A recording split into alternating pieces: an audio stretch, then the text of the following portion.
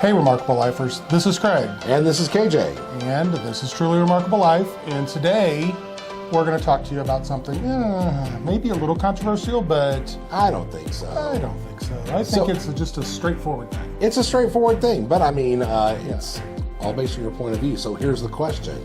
Is Ajijic Mexico Lite?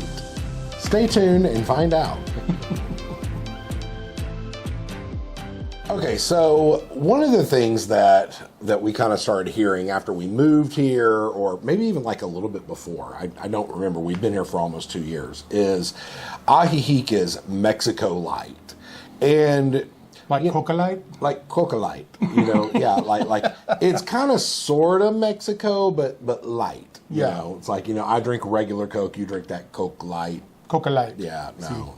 So, so it's something that that you hear, and it's kind of used in a derogatory sort of way. And after living here for 2 years, I've given this a lot of thought. Okay, let's hear your thoughts. Yeah, so I'm gonna kind of like take this over to a completely different country and kind of do a comparison, right? So we're from the U.S. Right. So let's say, for instance, that you have somebody from, I don't know, let's say Denver, right? Let's say Denver or Colorado Springs, right? You got a ranch hand, they live out, cattle, raising cattle, all that kind of stuff, right? And they're like, this is the U.S., this Salt is of the earth. Yeah, this is America, this is what America is, blah, blah, blah, blah, blah, right? Right. Okay. And then you go to New York City, and you talk to someone there who lives maybe in Manhattan, or maybe let's go to one of the boroughs. They live in Queens, right? They live in Queens, and you talk to them about their life and everything, and that's, to them, that's the U.S., that's America, right? So if you took the person from Colorado or Wyoming or wherever and dropped them down in Queens there next to, this person who lives there and says, Queens is just America Light. Right, because everything's available. Exactly. Blah, blah, blah. No, the person from Queens is probably about to show them what America Light is. So it got me really to thinking, we're pretty well traveled. I've lived in multiple places in the U.S., and one of the things that I've always appreciated about traveling is where you go, the different cities you go to, the different places you go to, and how it's a blending of all the different cultures and the history in that particular area. Right. And then you look at it overall, and that creates an overall identity. And I think that's really important to remember. So now that we've lived in Mexico for 2 years, we've been to many different places. Yes. And I can tell you, Ajijic is different than Mexico City, is different than Guadalajara, Cancun, is different than Cancun, is different than Puerto Vallarta. I mean, all these different places, every one of them are different. And when you're in a tourist area, you're going to have a very blended culture, because you have people coming from all over the world, or maybe specific places in the world, and you're going to get those influences. If you go to Cancun or you go to Puerto Vallarta, you're going to be able to get Papa John's pizza, and this is not a ad for them. No. Domino's, you're going to be able to get very, very American style food. There might be European tea rooms, like a London tea room or something like that, because people appreciate having a little bit of all the cultures kind of all in one place. That's a signature of a larger town.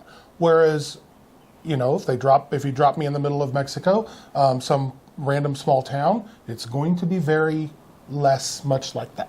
It is. And so, kind of what I was thinking about is, Ajijic is Mexico. It is very Mexico. But what you need to understand whenever you live here for a while and you actually start looking at the culture itself, it is this beautiful culture. There is so much indigenous culture here. And then you have the Mexican culture that blends in with the indigenous culture. And you have the you have the tourist culture, which I'm talking about Mexico tourism, because the Lake Chapala area is a huge tourist destination for Mexicans. There's a lot of Guadalajarans who have second homes here. So that's kind of a cultural thing too. You get the influence of the big city, Guadalajara, these people coming down, and kind of a second home, kind of a cultural influence. You do have the influence of expats or immigrants and stuff, and the influence they bring, but it creates this very unique thing. Yes. Which is very, very interesting. I mean, which doesn't exist in the United States or in Canada because... Yeah, it does. No, I'm just saying. Because the base culture here is Mexican, and you bring other cultures in it, and it influences it, and you can't... It's very unique to this place. Oh, well, yeah. And this is Mexico. Yeah. And so... Well, every place has its own unique flavor and dynamic, and to say that, one place or one region isn't really that country, it's derogatory. It's not real. And it's warm in here, I'm sorry. But it makes me think of when KJ and I started dating. He was in Texas, I was in St. Louis, and we each had a kind of a picture of what the other's home was like. So, certain things were true, certain things were not. Yeah. I started going to Texas and experienced Texas. He started coming to St. Louis, experienced St. Louis. And we were both very shocked in different ways, or maybe sometimes the same way, about what the culture was like in those places. And does that make either one of them less American, United States? Right. No. They're different. They have a background. They have a cultural history. They have a place in history, and they've grown up around that in that way. Yeah. And so they each have their own unique personality. Well, I mean, like here in Mexico, you go to Mexico City. That is one. Actually, just different parts of Mexico City have their own different flavors. Right. Literally. Right. But Mexico City's like a patchwork or a quilt or something. It's like New York on steroids. Yeah, I mean, it really is just amazing. But you can take, Mexico City, and you can take Guadalajara, and they're both big, huge, populous cities, but they're different. Yeah. They're different. Both of them are very Mexican. Yes. Unless you ask people from Mexico City, and then they're going to tell you they're the only ones. So, yeah. So I'll pose something to you. So we have had a lot of comments from people who have said, what is it like? Is it really, do you bother to need Spanish? Is it just basically little United States? Or is it pretty authentic? Or I will tell you this, there has not been a day that I've lived here that I haven't needed to know or at least translate some Spanish. That's Mexico. Yeah. It's the language. There hasn't been a day that I haven't seen a plant, a tree, a business, something cultural, fabrics, something that makes me go, I'm in Mexico. There is no doubt in your mind when you arrive here, you are in Mexico. Oh yeah, absolutely. And you do see influences from elsewhere, but it's not always the United States. No. It's not always the United States. There's Spanish influence here from history. I mean, the Spaniards conquered Mexico back in the 1500s. There's Spanish architecture here. Yeah, one of our friends recently had to buy a new cell phone and was asking us our opinion on different kinds of cell phones. And one of them, we had to tell him, we're like, we have no idea. We can't get that brand of cell phone in the U.S. Yeah, that brand does not exist in the United States. It's illegal to import them. Yeah. There are cars here that you do not see on the roads in the U.S. Yeah, Helix. Yeah, the truck. Yeah. So it's very interesting. And just because there's a border somewhere, that border does not really change anything whenever you talk about cultural influences, because you can go to South Texas. Oh yeah, it's very Mexican. And it is very Mexican influence. I mean, it was Mexico for the love of it was Mexico. It was. So, just because there's these arbitrary borders put places doesn't change the historical culture of what blended to create the people and the flavors of what goes on there. So what would you say to somebody, I'm going to put you on the spot. Okay. What would you say to somebody who is watching this video and says, I've been to Mexico. That's not Mexico. Where did you go? Right.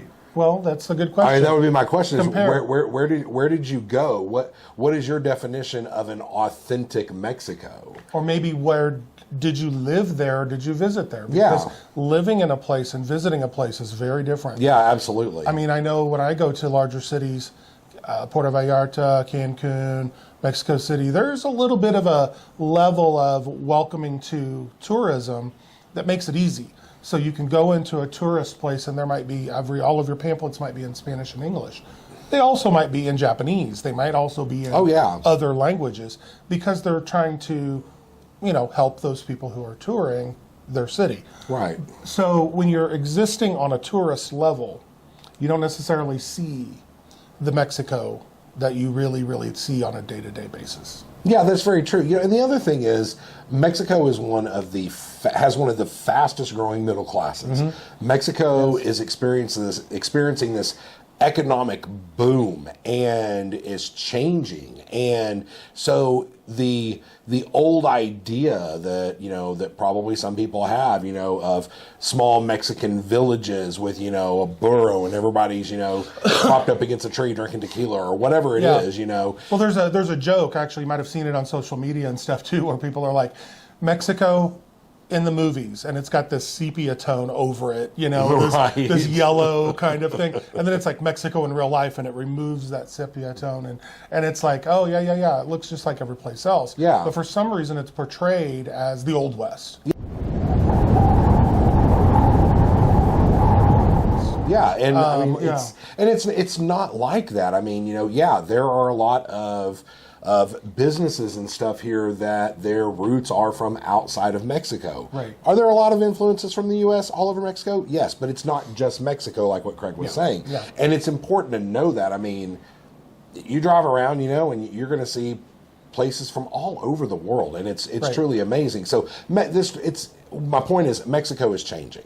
Yes, and you can say whatever you want to about the politics and all that. We're not going to get into that, but the bottom line is Mexico is changing, and every country that goes through changes, and so it's an evolution, and they're growing, and it's going to include other cultures because our world is very small now. You can get on a plane and go most other places. Yeah, and with the economic boom here, more people are being able to see more places in the world. I know I have a trainer right now who's heading off to Canada for a couple of weeks for vacation and for family.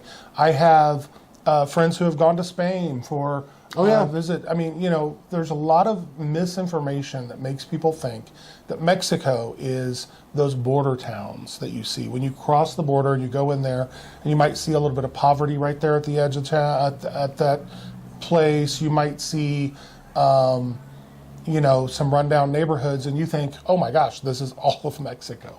But it is not. But it's no different than the country you're in either, because there are poverty-stricken areas in the country that you're in as well. Yes. So I mean, I tell people, it's like, if they're like, well, when they talk about some safety issue or something in Mexico, I'm like, well, would you go into the worst neighborhood in any city and walk down the street in the United States and not expect some sort of crime or to be careful? No, you wouldn't. Well, can you go into some random small town in the United States and be safe? Yes.